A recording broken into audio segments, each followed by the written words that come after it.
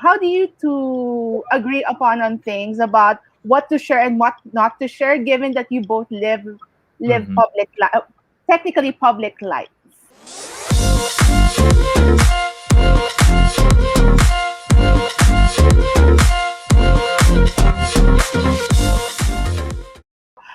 I want to know from you first, Olivia, because being a public figure and him also in the business, how do you two how do you two agree upon on things about what to share and what not to share, given that you both live Mhm. public life, technically public life, a Yes. public life, So you mean as far as like on social media? social media, Yes. what you share with friends, and that's just yourselves. Yes. So we have a very open communication, but we also, I think, fully trust each other that we aren't gonna, overstep. So I think for a while it was an adjustment for Jay because I was like doing a lot of bikini modeling. I did like Sports Illustrated, and he was like, "This is a lot to date someone that's, just so open and in bikinis and doing these like sexier photos."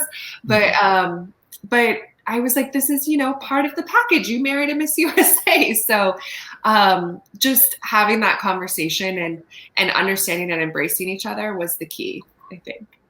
All right. And the other one is, what was before you got married, what was, aside from the modeling, what was keeping you busy back then?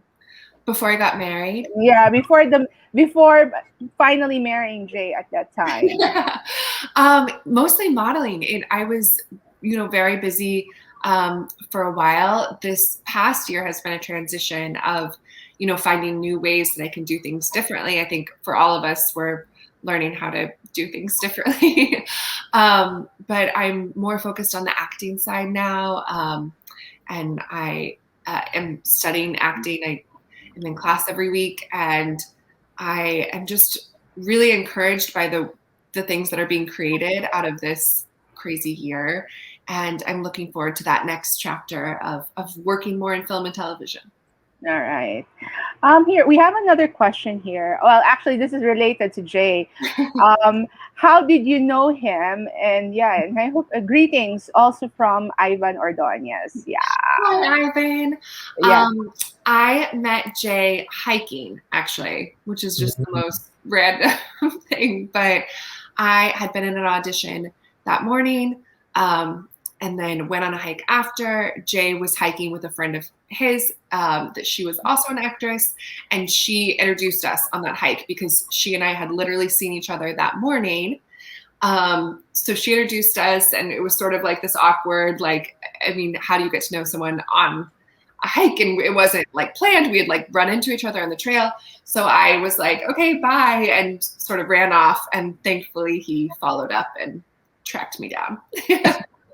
This was after the Miss Universe stint. Yes. Oh.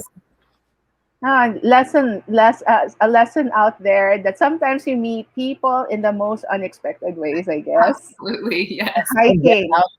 Get out Yeah. there. But not now. We're still in quarantine. Yeah, not right now, but yes. All right. Yeah. The other question I wanted to ask you is because after Miss USA, have you been approached by a lot of candidates or who want to be in the pageant scene, for advice, for can you train me? I think I'm at some point. I'm sure you probably were asked. You've been asked this in some interviews as well. Yes, I don't think that I'm the person to train delegates. I think it's just like such a specific skill set. And there's so many incredible coaches already out there that I didn't want to take up space in that land. I direct people. I direct people to Kristen Bradford. I direct people to I don't know if you guys remember, Susie Castillo and Shandy Fennessy. They have a coaching company. I worked with them in preparation. So, and now Nia Sanchez is coaching quite often. So I just think that there's incredible women. I think Deshauna may be doing interview coaching. She was for a minute, I'm not sure.